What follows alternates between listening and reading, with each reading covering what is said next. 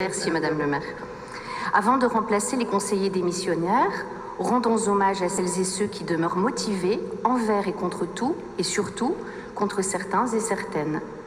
J'accompagnais ainsi aujourd'hui même à 14 h Benoît Yvon, conseiller de quartier à Fives, convoqué par vos soins, par monsieur le délégué du procureur, non pour avoir dealé, rodéisé, agressé, exercé le proxénétisme, mais pour avoir, je cite, utiliser une marque collective ou une marque collective de certification en violation des droits conférés par son enregistrement, en l'espèce, avoir utilisé le logo Ville de Lille, en vue, rappelons-le, de faire planter 2 arbres devant l'église de Fives, au point que monsieur l'adjoint délégué du M s'en époumonait d'indignation aussi feinte que théâtrale. Hommage soit également rendu à monsieur Thomas Sanchez, suppléant de Benoît Yvon, que de sa mâle et virile autorité, le décidément polyphonique monsieur Duhem a éconduit, 1 heure avant le conseil de quartier du 29 septembre dernier, probablement parce que monsieur Yvon, l'informant de ce que monsieur Sanchez exercerait provisoirement sa suppléance en raison d'un retard prévisible, avait omis de le lui faire signifier par exploit d'huissier.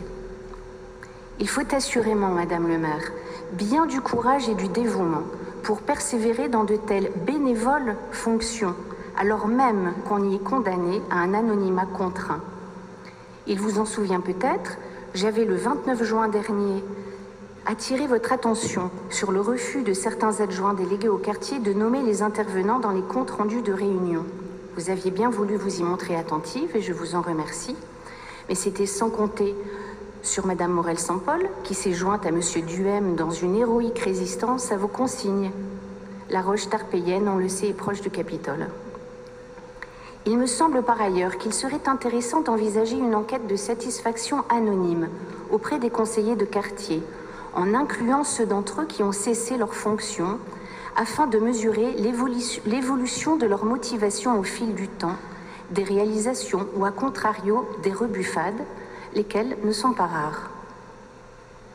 Qu'auraient-ils pensé, par exemple, en apprenant par voie de presse que s'ils utilisaient le logo de la ville en leur qualité de conseiller de quartier, un dépôt de plainte serait aussitôt effectué? On a connu plus motivant, plus flatteur, plus intégrateur également.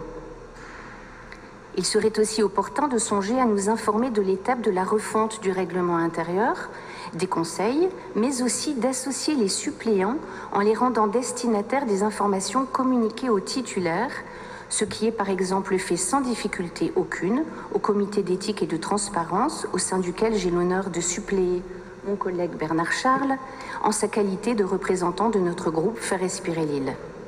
Qu'une telle commission existe, c'est heureux. Qu'elle inspire, ce serait en la matière tout à fait judicieux. Je vous remercie.